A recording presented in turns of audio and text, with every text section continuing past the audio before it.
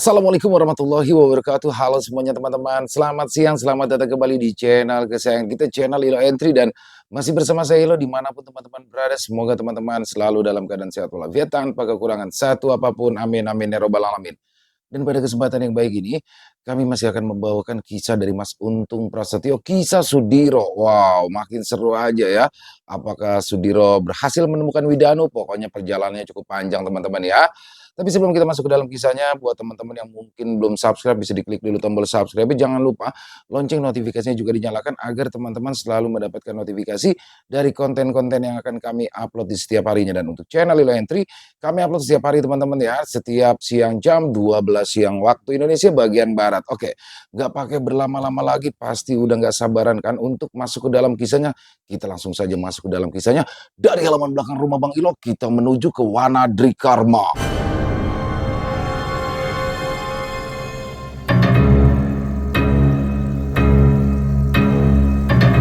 Buto penjaga, gerbang, kelawang, duara. Kisah Sudiro.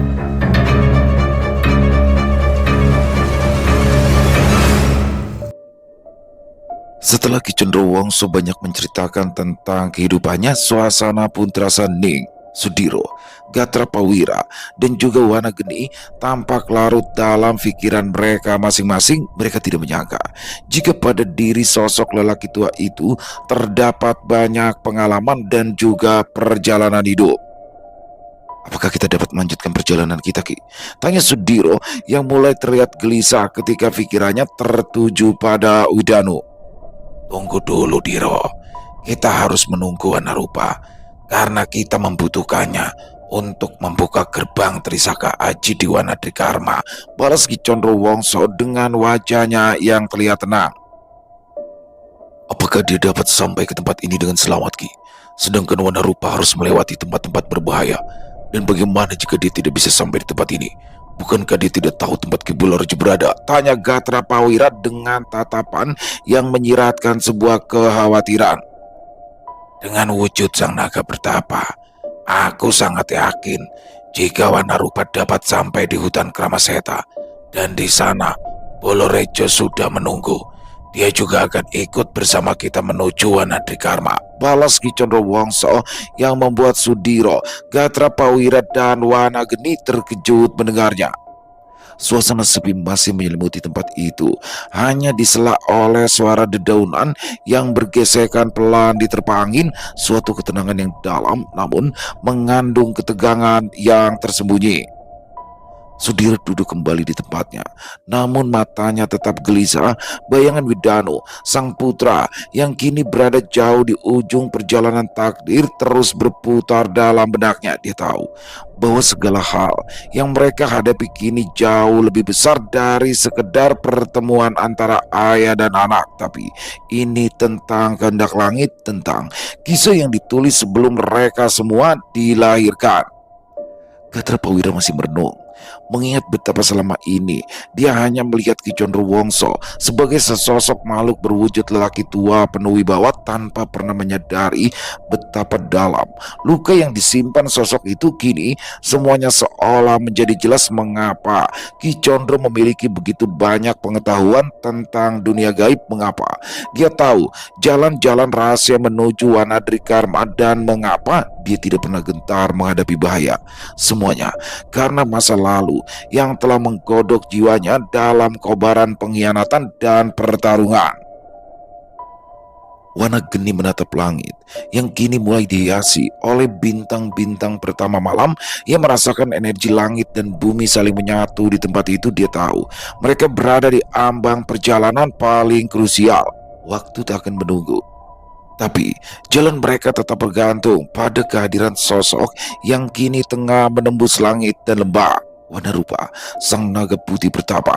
Sementara itu, Ki Condrowongso perlahan berdiri. Tubuh tuanya tampak tegap dalam balutan jubah lusuh yang kini menyatu dengan cahaya Waringin Tirta. Wajahnya tidak lagi hanya membawa kisah kepedihan, tapi juga kebijaksanaan yang datang dari penderitaan atas segala luka.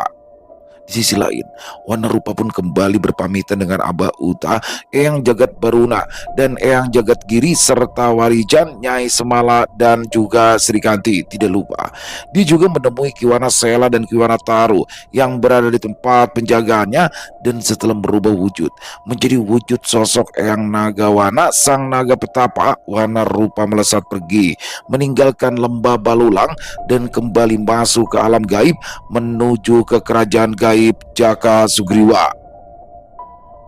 Sayap-sayapnya yang megah membelah langit. Dengan gerakan anggun namun bertenaga, kilatan cahaya putih kehijauan membentuk jejak di belakangnya laksana torehan cahaya yang menyibak ruang dan waktu. Perjalanannya melintasi lorong-lorong gaib, penuh pusaran energi besar yang hanya bisa dilalui oleh makhluk-makhluk dengan kesaktian tingkat tinggi kembali dimulai. Ruang di sekelilingnya seperti melengkung, menunjukkan betapa tipisnya batas antara satu dimensi dengan dimensi lainnya. Aroma menyengat langsung menyambutnya, membawa Wana Rupa menuju kerajaan tempat Jaka Sugriwa berada. Kerajaan gaib Jaka Sugriwa muncul di kejauhan, dikelilingi oleh barisan pegunungan hitam dengan puncak menyala merah seperti barat. Di balik gerbang besar berlapis energi cahaya, para penjaga gaib segera merasakan kehadiran sosok yang sangat mereka hormati. Getaran energi yang terpancar dari Eyang Nagawana membuat seluruh kerajaan itu bergetar halus, seperti memberi sebuah pertanda bahwa kekuatan tinggi baru saja hadir kembali. Suasana menjadi hening, angin seolah menahan hembusannya, dan pepohonan tua dengan akar menjuntai seperti menunduk memberi hormat. Para siluman kera menyaksikan kehadiran makhluk yang selama ini hanya menjadi bagian dari dongeng-dongeng tua, dan tidak satu pun dari mereka yang berani bersuara bahkan untuk sekedar bertanya. Mata mereka hanya mengikuti pergerakan sang naga, penuh kekaguman dan rasa hormat yang tulus. Tidak ada suara geraman atau ketegangan, hanya penghormatan yang mendalam pada kekuatan suci yang melintas di hadapan mereka. Jaka Sugriwa berdiri di atas pelataran batu tinggi yang menghadap ke arah langit terbuka. Balutan jubah berwarna biru gelapnya berkibar pelan tertiup angin dari dimensi atas. Sorot matanya tajam, namun di dalamnya terpancar rasa kagum yang luar biasa. Dia tahu yang melintas di atas kerajaannya bukanlah sembarang sosok. Itu adalah penjaga keseimbangan, penuntun jalan yang telah lama diramalkan oleh para tetua. Tanpa berkata apa-apa, Jaka Sugriwa menundukkan kepalanya dalam penghormatan.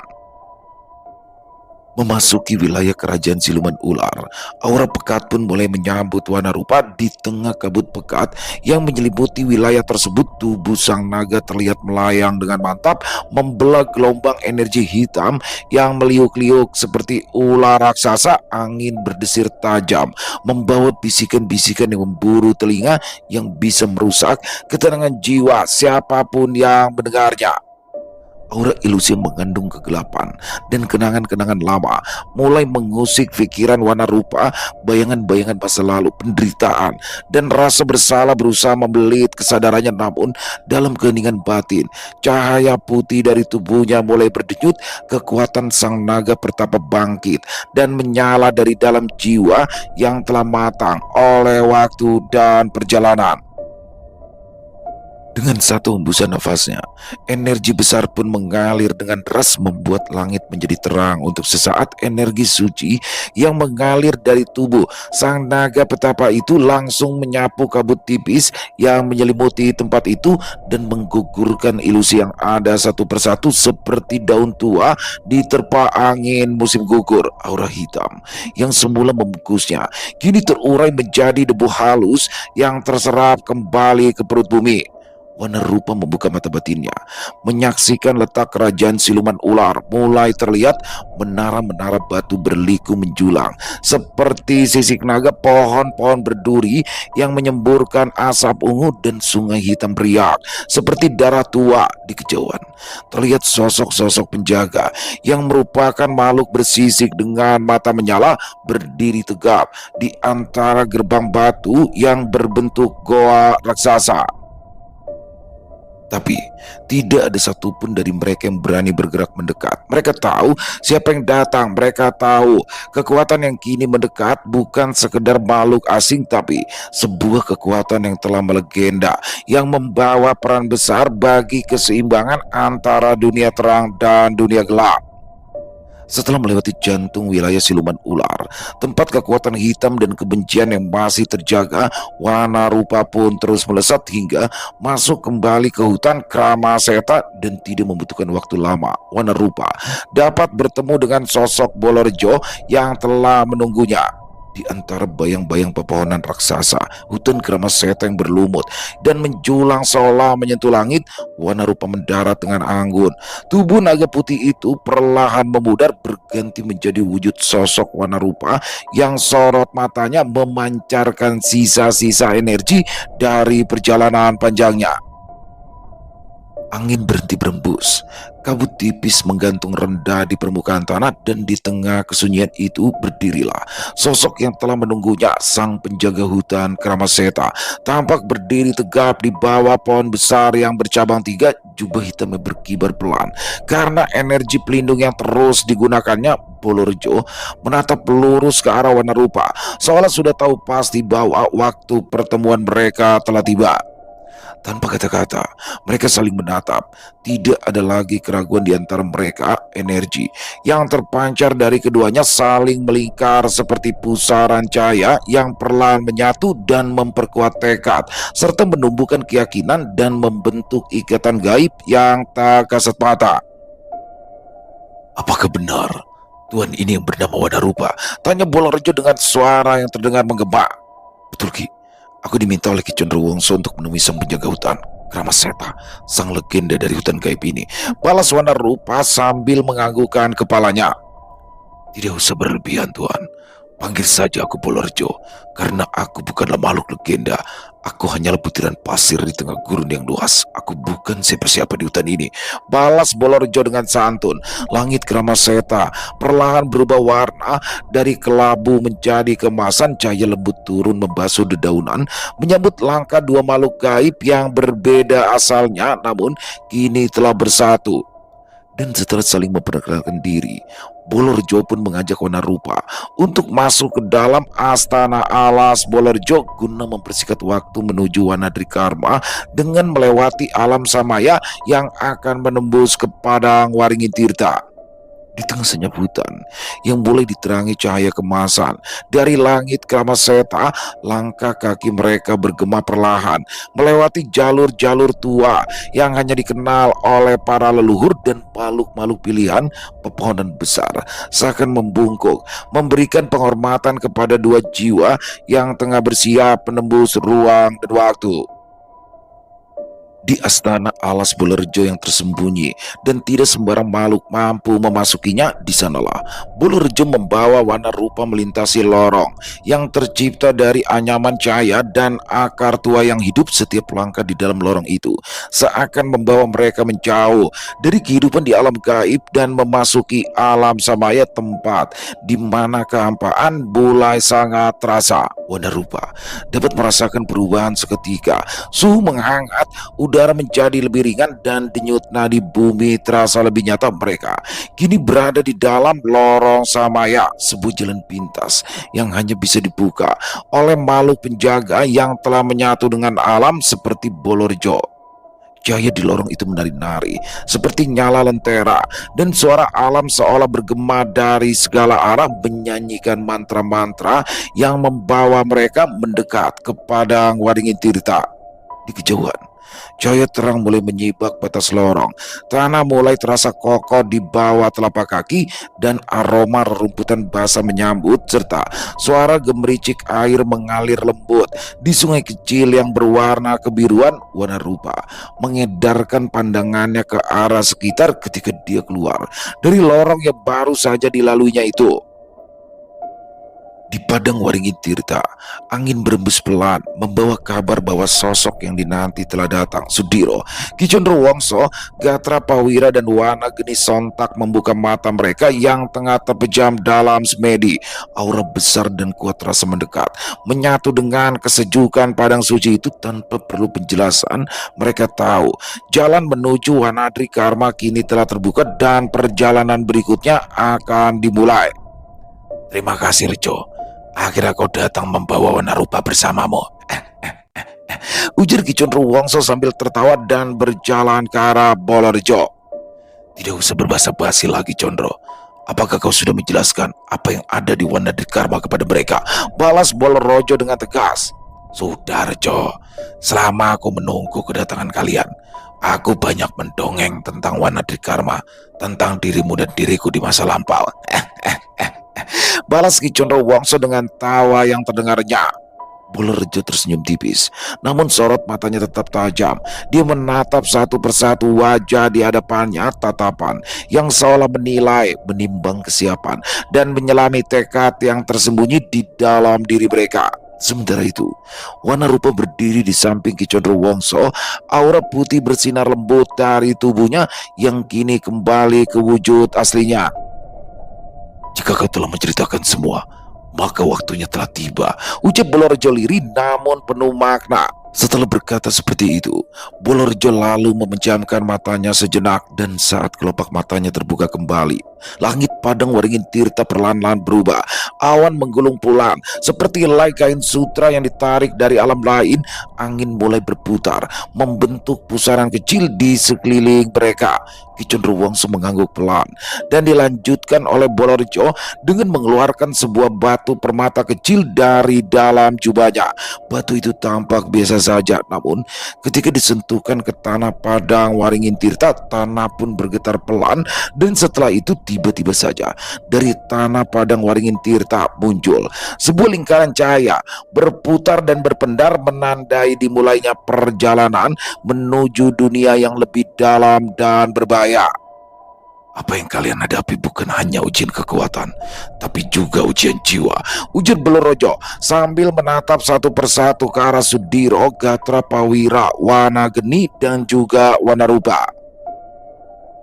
Tanpa banyak berkata-kata lagi, mereka semua melangkah masuk ke dalam lingkaran cahaya itu satu persatu. Dan ketika langkah terakhir dari Wanarupa menginjak lingkaran cahaya itu, pusaran cahaya menutup rapat seperti pusaran air yang menyerap ke dalam bumi, lalu lenyap tanpa suara dan hanya menyisakan debu halus yang berkilau perlahan jatuh kembali ke tanah padang Waringin Tirta. Dalam sekejap, tubuh mereka terasa ringan, seakan tanpa beban, namun pikiran mereka diselimuti oleh rasa asing yang tidak bisa dijelaskan. Yang mereka rasakan kala itu adalah semua ingatan, emosi, dan rasa takut datang bersamaan dan terasa sangat mengganggu. Namun, berkat keteguhan hati dan tekad yang membara, semuanya berlalu begitu saja. Seiring semakin jauh mereka berjalan pada lorong yang menghubungkan padang Waringin Tirta dengan Wanadri Karma. Setelah melewati lorong itu, mereka mendarat di sebuah dataran sunyi yang dikelilingi oleh pepohonan berwarna kelam yang tampak seperti fosil hidup. Udara di sekitarnya juga terasa padat, penuh dengan energi dari masa lalu yang tertinggal. Selamat datang di Wanadri Karma, ujar Ki Condrowongso sambil menatap ke arah sebuah gerbang raksasa yang terbuat dari akar dan batu hitam yang menjulang hingga menyentuh awan yang bergulung merah dan gelap. Gerbang itu tidak memiliki daun pintu, hanya celah besar yang dijaga oleh dua sosok tinggi besar berwujud buto raksasa dengan mata menyala dan tubuh yang diselimuti asap terus bergerak. Apakah ini adalah gerbang Kelawang Dwara itu, Ki? Tanya Sudiro yang pandangannya tetap tertuju ke arah sosok dua penjaga yang terlihat sangat mengerikan itu. Benar sekali, Diro. Ini adalah gerbang pertamanya yang dijaga buto kembar bernama Batara Pati dan Batara Suda. Balas Ki Condrowongso dengan wajah yang kini terlihat sangat serius. Angin yang berhembus dari dalam celah gerbang Kelawang Duara terasa seperti panas, berat, dan menggema dari jeritan yang telah lama terkubur. Awan di atas mereka perlahan bergerak, seolah memberi ruang bagi energi gaib yang kini mulai menggulung dari dalam gerbang itu. Ki Condro Wongso berdiri tegak, auranya berubah tajam, matanya menyipit menatap kedua penjaga raksasa itu yang tidak hanya menguji kekuatan fisik tapi juga kemurnian niat. Batara Pati dengan tubuh yang dipenuhi retakan merah menyala seperti lava menggeram. Suara geramannya terasa menggetarkan jiwa. "Apa kau siap, Rejo?" tanya Ki Condro Wongso sambil menatap ke arah sosok Bolerjo. "Pertanyaanmu itu selalu terdengar seperti basa-basi, Condro. Sebaiknya kau pilih satu di antara dua buta penjaga itu, dan yang lainnya biar aku yang menanganinya," balas Bolorojo dengan suara tegas, namun justru membuat Ki Condro Wongso tersenyum. "Apakah yang akan menghadapi dua makhluk penjaga ini sampean, Ki?" tanya Sudiro penasaran. "Benar sekali, Diro. Hanya sekedar untuk mempersingkat waktu. Karena dulu aku pernah mengalahkan Buto itu, dan Bolorejo mengalahkan Buto yang satunya," balas Ki Condro Wongso menjelaskan. "Benar, Diro. Sebaiknya persiapkan dirimu untuk bertarung melawan sang penjaga gerbang kedua," sambung Bolorejo dengan tegas. Mendengar apa yang dikatakan oleh Bolorejo, ingatan Sudiro kembali ke sebuah kisah yang belum lama diceritakan oleh Ki Condro Wongso, dan hal itu membuat nyali Sudiro bergetar karena ditahu jika pada gerbang kedua terdapat sosok Romo Dewo yang tidak lain adalah ayah dari Bolorejo. Pertanyaan besar pun mulai menghantui pikirannya. Dalam benaknya, Sudiro terus membayangkan betapa besarnya kekuatan dari sosok Romo Dewo yang bahkan Ki Condro Wongso dan juga Bolorejo sendiri pun tidak mampu mengalahkannya. Tapi di tengah badai kegelisahan itu, suara Tirta Bagja terngiang di dalam benaknya. "Jangan pernah meragukan dirimu sendiri, Diro. Kau harus tetap yakin karena keyakinan adalah kunci dari apa yang menjadi tujuanmu," ujar Tirta Bagja dengan nada tegas yang kembali membakar api semangat dalam hatinya. Sudiro mengepalkan tangan sambil menundukkan kepala.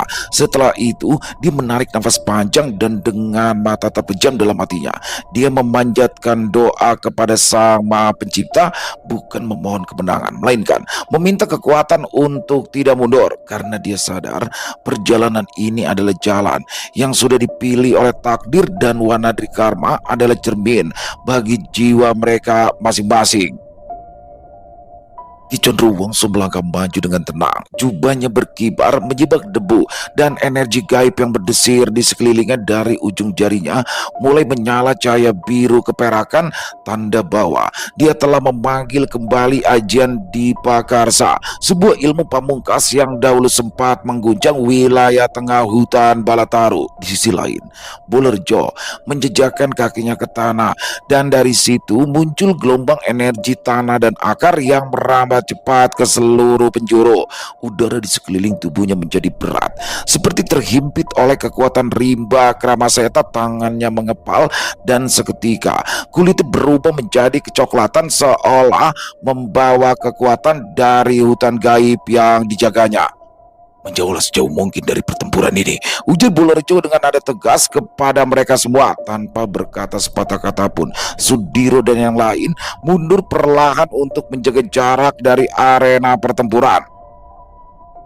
Langkah mereka terseberat, bukan karena tubuh yang letih, tapi karena aura luar biasa yang menyelimuti tempat itu. Udara bagaikan mendidih, dan tempat mereka berada terus bergetar bagai jantung raksasa yang sedang bangkit dari tidurnya. Tidak lama kemudian, Batara Pati meraung seperti gunung yang sedang meletus. Setelah itu, dia menghentakkan tongkat batunya ke tanah hingga menciptakan retakan yang membawa pilar-pilar api merah pekat menyembur dan berusaha melumat segalanya. Ki Condro Wongso tidak menghindar.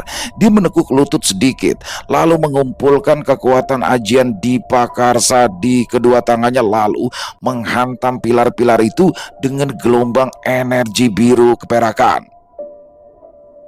Benturan dua kekuatan itu membuat Wanadri Karma berguncang, tanah bergetar hebat, menciptakan jurang-jurang kecil di sekitaran palagan pertarungan. Ledakan yang tercipta menebarkan percikan api dan serpihan tanah membara ke segala arah. Ki Condrowongso bergerak cepat. Di antara ledakan tersebut, langkahnya ringan seolah menari di atas pusaran badai. Betara Pati dengan tubuhnya yang terlihat membara menerjang maju. Setiap ayunan tongkatnya membelah udara, menghasilkan sabetan angin panas yang mampu memanggang kulit makhluk biasa hanya dengan sentuhan sekilas. Ki Condrowongso menangkis dengan perisai energi biru, namun tiap benturan meninggalkan jejak panas di sekelilingnya. Dengan satu putaran, Betara Pati kembali menghantamkan tongkat batunya ke tanah hingga menimbulkan gelombang kejut yang membentuk dinding-dinding batu bergerigi yang berusaha menjebak Ki Condrowongso. Namun Ki Condrowongso melompat tinggi, tubuhnya berputar-putar di udara, dan dari kedua telapak tangannya dia melepaskan dua tombak cahaya biru yang melesat tajam ke arah Betara Pati.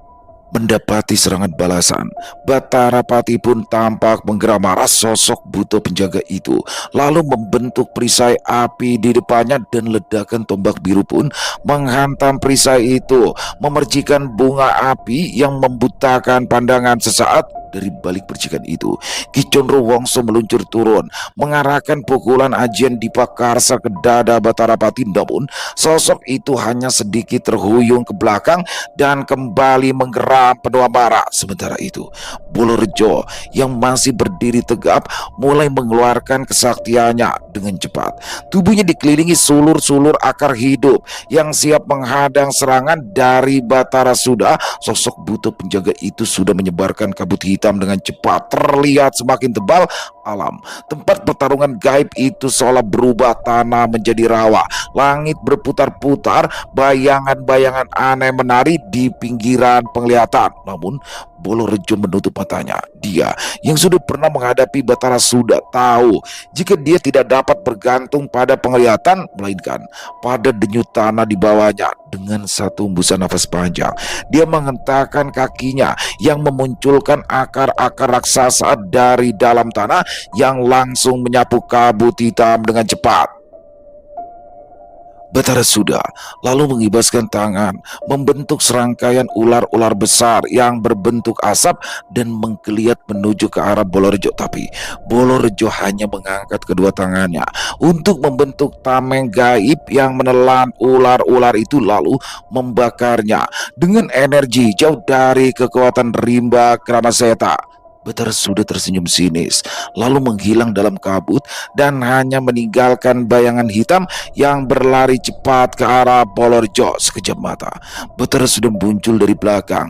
Cakar hitamnya terayun mengarah ke leher Bolorejo, tetapi Bolorejo tanpa berpaling menggerakkan lengannya ke belakang yang tiba-tiba kembali memunculkan akar-akar tajam seperti tombak dari punggungnya, dan hal itu memaksa Betara Sudha meloncat mundur. Akan tetapi tanpa memberi jeda, Bolorejo mengepalkan tinjunya menghantam tanah. Lalu dari retakan tanah sosok-sosok bayangan muncul seperti ribuan prajurit kerajaan dengan bata bercahaya hijau. Mereka mengelilingi Betara Sudha dan mengurungnya dalam lingkaran energi tanah. Di sisi lain, pertarungan antara Ki Condrowongso dengan Betara Pati terlihat semakin memanas. Ki Condrowongso yang tidak ingin menghadapi kekuatan besar dari Betara Pati dengan hanya menggunakan kekuatan biasa perlahan merubah wujudnya. Ukuran tubuhnya terlihat mulai membesar dan kini tampak berdiri seimbang dengan sosok Betara Pati. Selain itu, dari tubuh Ki Condrowongso terus memendarkan cahaya yang menyilaukan mata. Cahaya dari ilmu yang digunakannya itu pun meledak dalam serangan bertubi-tubi yang membuat sosok Betara Pati terhuyung mundur. Batara Pati yang memiliki kekuatan besar sebagai penjaga gerbang Kelawang Dwara terlihat mulai goyah. Retakan merah di tubuhnya semakin melebar dan nyala api di dadanya mulai meredup seperti nyala pelita yang diterpa hembusan angin. Akan tetapi sosok itu bukanlah makhluk biasa. Dia adalah penjaga gaib yang berusia ratusan tahun, memiliki kesaktian tinggi. Makhluk itu pun bangkit kembali dan langsung melesakkan serangannya ke arah Ki Condrowongso. Serangan Batara Pati datang secepat kilat, membawa dentuman dahsyat yang membuat ruang di sekitar Kelawang Dwara seolah terbelah. Tubuh raksasanya melesat dengan kekuatan yang melampaui logika, dan dari telapak tangannya muncul pusaran api gaib yang berputar seperti cakram besar yang menyambar langsung ke arah Ki Condrowongso. Namun Ki Condrowongso tidak gentar. Dengan satu gerakan tangan, dia menciptakan perisai cahaya dari ajian Dipa Karsa yang bukan hanya menahan serangan itu, tapi memecahnya menjadi kepingan cahaya yang berjatuhan laksana bintang gugur. Tubuh Ki Condro kembali bersinar terang, dan dari belakangnya muncul bayangan cahaya 5 jari emas melingkupi punggungnya seperti sayap dewa. Kau belum berubah, Batara Pati.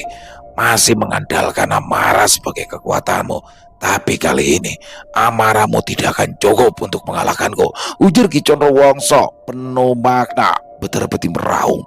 Dari mulutnya keluar semburan api berwarna merah gelap yang mampu membakar kesadaran makhluk lemah dalam sekejap. Tapi sebelum api itu menyentuh tanah, Ki Condrowongso sudah menghilang, meninggalkan jejak cahaya keperakan di udara. Bagaimana mungkin dia menghindari api itu dengan mudah?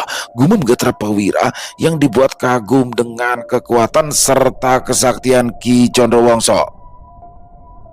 Dalam pertempuran itu, jika dia menggunakan kekuatan yang sebenarnya, aku yakin kita bertiga akan sangat mudah untuk dilumatnya, Wira, saut Wana Rupa yang kembali teringat dengan pertemuan pertamanya di Lembah Balulang ketika Ki Condrowongso tiba-tiba terlibat pertarungan dengan Wana Geni.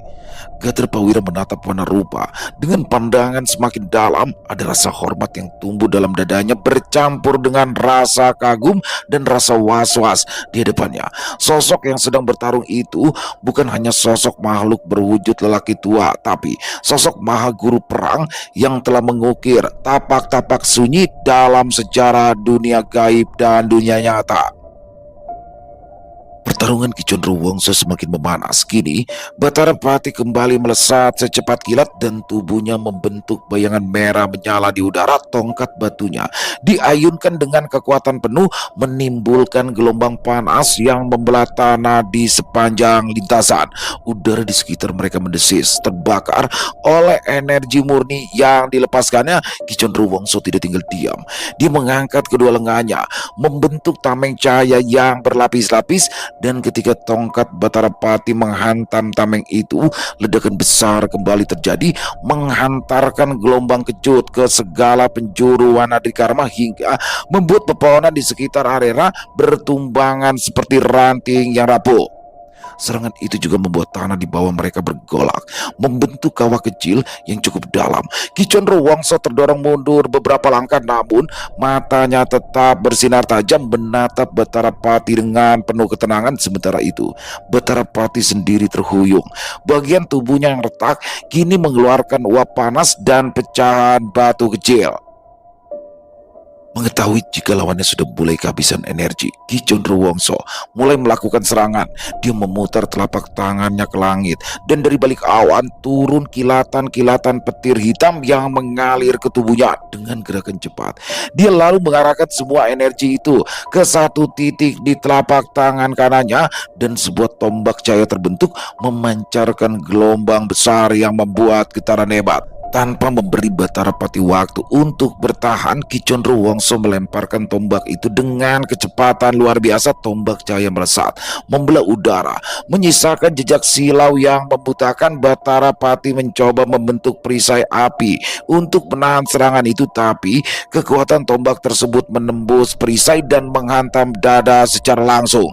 Tubuh Batara Pati terdorong ke belakang, menghancurkan puluhan pohon raksasa dalam lintasannya sebelum akhirnya terhenti setelah menghantam lereng batu keras. Retakan merah di tubuhnya kini berubah menjadi lubang-lubang hitam yang mengepulkan asap, dan api di dadanya terlihat mulai meredup. Namun, meski tubuhnya terlihat porak-poranda, Batara Pati bangkit dengan satu dengusan berat. Dia menancapkan tongkatnya ke tanah, menarik energi dari dalam bumi. Tanah di sekitar merekat, dan dari lubang-lubang itu keluar api merah bercahaya yang mengalir membentuk lingkaran perlindungan di sekelilingnya. Ki Condrowongso memandang pemandangan itu dengan waspada. Dia tahu Batara Pati sedang mengerahkan kekuatan terakhirnya dan menggabungkan tubuh serta jiwanya dengan inti bumi Wanadri Karma untuk melakukan satu serangan pamungkas yang bisa menghancurkan bukan hanya lawannya, tapi juga seluruh bagian alam itu. Angin berdesir keras, langit di atas mereka berputar, menciptakan pusaran awan hitam pekat, aroma belerang, dan tanah hangus memenuhi udara, pertanda bahwa pertempuran akan segera mencapai puncaknya yang akan menentukan segalanya. Ki Condrowongso berdiri tegak.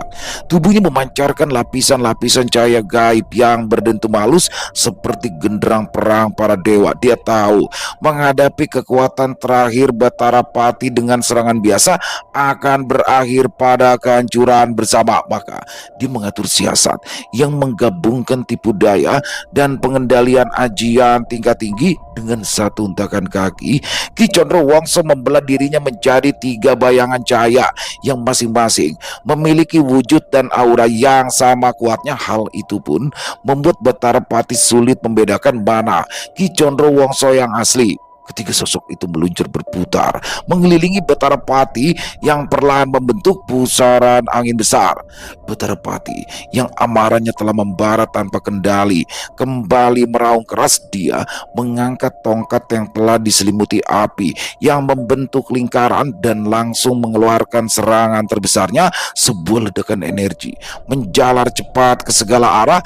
Gelombang panas menyapu pepohonan dan melumat tanah dalam radius puluhan tombak. Namun itulah saat-saat yang ditunggu Ki Condrowongso, ketika perhatian Batara Pati terpecah oleh ketiga bayangan. Ki Condrowongso yang asli, yang sebenarnya bersembunyi di balik lapisan ilusi, telah meluncur ke atas menembus langit gelap. Dia menyatu dengan petir, menyatu dengan kilatan hijau yang memancarkan kekuatan luar biasa dari ketinggian. Ki Condrowongso menukik turun dengan kecepatan yang mustahil dilihat mata biasa. Kedua tangannya menggenggam sebuah kilatan petir dari ajian Dipakarsa, dan ketika Batara Pati menyadarinya serangan itu sudah menembus pertahanannya, Ki Condrowongso menghantam dada Batara Pati tepat di pusat nyala apinya. Dalam sekejap pusaran ajian Dipakarsa melahap api merah itu, menelannya seperti sumur tanpa dasar. Tubuh Batara Pati bergetar hebat. Retakan-retakan merah di tubuhnya pecah menjadi pecahan batu bercahaya yang berhamburan ke udara. Sosok raksasa Batara Pati mengerang panjang sebelum akhirnya dia mengakui kekalahannya itu. Ki Condrowongso mendarat perlahan, berdiri di atas tanah yang masih bergelombang panas. Tubuhnya mengecil kembali ke bentuk semula, namun auranya tetap berpendar kuat penuh wibawa. Dalam diam, dia menundukkan kepala, memberikan penghormatan kepada Batara Pati yang merupakan penjaga dari Kelawang Duara, sosok yang menjadi lawan tangguh yang kekuatannya akan dikenang sepanjang masa. Di sisi lain, Batara Sudha yang kini terperangkap dalam lingkaran ratusan prajurit gaib yang diciptakan Bolarjo berusaha meloloskan diri. Dia memanggil badai kabut pekat dari seluruh penjuru Wanadri Karma yang terus berputar keras seperti pusaran baut yang mencoba memecahkan kurungan itu. Selain itu, perlahan-lahan tubuh Batara Sudha pun berubah menjadi bayangan hitam raksasa dengan sepasang mata merah membara yang terus menatap buas ke arah Bolarjo. Namun Bolarjo hanya berdiri tenang di tengah medan pertarungannya itu. Dia mengangkat tongkat akarnya tinggi-tinggi ke arah langit, dan dari awan-awan hitam yang berputar muncullah cahaya kehijauan yang menembus pekatnya kabut. Cahaya itu jatuh perlahan, seolah meneteskan embun suci ke atas tanah yang ternoda. Dengan kekuatan terakhirnya, Batara sudah meraung dan mengerahkan serangan pamungkas, sebuah semburan kabut hitam bercampur racun murni yang cukup untuk meracuni seluruh hutan. Dalam sekejap, kabut itu menyerbu ke segala arah, mencoba membinasakan Bolorejo dan prajurit gaibnya sekaligus. Namun, di saat itulah Bolorejo menghentakkan tongkatnya ke tanah. Untuk kedua kalinya, gemuruh terdengar, dan dari dalam tanah bangkit sebuah pohon raksasa yang akarnya menjalar cepat membentuk pagar hidup yang membungkus medan pertempuran. Pohon itu bersinar dengan cahaya hijau yang menelan kabut hitam dan memurnikannya, menjadikannya bagian dari kekuatan hutan Kramaseta. Dalam lingkaran yang kini telah menjadi kubah energi itu, Bolorejo melangkah maju. Setiap jejak kakinya menumbuhkan akar-akar kecil yang segera membelit Batara Suda. Bayangan raksasa itu mengamuk, mengayunkan cakar, dan menyemburkan racun. Namun, setiap serangan hanya tertelan oleh akar-akar yang semakin menguat. Ketika jaraknya hanya beberapa langkah, Bolorejo mengangkat telapak tangan kirinya, dan dari situ muncullah sebuah tombak akar yang bercahaya hijau keemasan dan berdenyut seperti makhluk hidup. Dengan sorot mata penuh keteguhan, Bolorejo meletakkan tombak itu ke dada Batara Suda, dan seketika itu juga tubuh Batara Suda membeku. Racun dan kabut yang melingkupinya mendesis seperti air mendidih terkena bara panas. Tubuh bayangan itu meronta sebentar sebelum akhirnya jatuh dan kembali ke wujud aslinya. Aku menyerah, aku menyerah, ujar Batara Suda dengan suara yang dalam yang terdengar menggema. Kabut hitam perlahan menghilang. Tanah yang semula terlihat seperti rawa itu kembali mengeras, dan langit yang berputar-putar kembali tenang, serta hawa di Wanadrikarma kembali dipenuhi aroma tanah basah dan dedaunan. Bolorejo pun menarik semua kekuatannya karena telah menyelesaikan pertarungannya melawan Batara Suda, sang penjaga dari Kelawang Dwara yang merupakan gerbang pertama di Wanadrikarma. Setelah Ki Condrowongso dan Bolorejo dapat mengalahkan dua penjaga dari gerbang Kelawang Dwara, kini jalur menuju Wilawang Dwipa atau gerbang kedua di Wanadrikarma telah terbuka. Sudiro, Gadrapawira, Wanarupa, dan Wanageni pun mulai menghampiri dua sosok makhluk gaib yang membuat mereka berdecak kagum akan kekuatan dan kesaktian yang telah mereka tunjukkan dalam pertempuran itu. Gerbang Kelawang Dwara telah terbuka sepenuhnya, dan setelah sampai di gerbang Wilawang Dwipa, kau harus bersiap menghadapi Kromo Dewa Diro, ujar Ki Condrowongso sambil menatap ke arah Sudiro. Nafasnya masih berat, namun sorot matanya bersinar dan siap untuk melanjutkan lagi langkah mereka. Selesai. Wow, luar biasa kisah dari Mas Untung Prasetyo. Di sini bagaimana Ki Condrowongso ya berhasil mengalahkan dua buto tapi dia satu-satu tuh, bagi dua sama Bolorejo, penjaga pintu gerbang Kelawang Dwara. Jadi ada beberapa pintu gerbang nih nanti untuk bisa ke Lembah Segorogeni, tempat di mana Widanu diprediksi berada. Jadi memang di sini bagaimana Ki Condrowongso sengaja nih sama Bolorejo menghadapi dua buto penjaga gerbang itu agar Sudiro dan yang lainnya bisa menyimpan tenaga untuk menghadapi makhluk penjaga di gerbang berikutnya. Waduh, jadi ada berlapis-lapis gerbang nih teman-teman. Makin penasaran aja bagaimana ke besok, apakah Sudiro mampu mengalahkan penjaga gerbang berikutnya atau tidak. Pokoknya jangan sampai ketinggalan besok jam 12 siang untuk kisah Sudiro lagi masih akan kami up. Terima kasih kepada Mas Untung Prasetyo atas izinnya untuk kami bisa membawakan kisah yang luar biasa ini. Dan semoga kisah barusan bisa menghibur teman-teman semua. Para pecinta penikmat horor misteri, lebih khususnya lagi kepada para subscriber dari channel Ilo Entry. Dan buat teman-teman yang mungkin punya komentar lain, yang mungkin punya pendapat lain tentang kisah barusan, bisa menuliskannya di dalam kolom komentar ataupun hanya sekedar saling menyapa. Insya Allah kami akan menjawabnya satu persatu. Buat teman-teman yang suka dengan videonya, bisa diklik tombol like, tombol jempolnya, boleh juga dibantu di share link videonya ini ke teman-teman yang lain agar juga ikut merasa terhibur. Dan buat teman-teman yang belum subscribe, sekali lagi yuk bisa diklik tombol subscribe, jangan lupa lonceng notifikasinya juga dinyalakan agar teman-teman selalu mendapatkan notifikasi dari konten-konten yang akan kami upload di setiap harinya. Dan kami juga ingin mengucapkan terima kasih ya kepada seluruh teman-teman yang sudah selalu setia hadir, yang sudah selalu mendukung kami.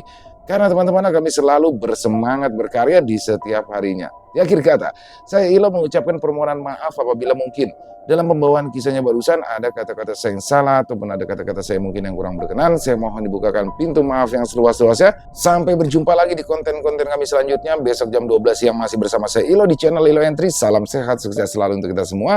Wassalamualaikum warahmatullahi wabarakatuh.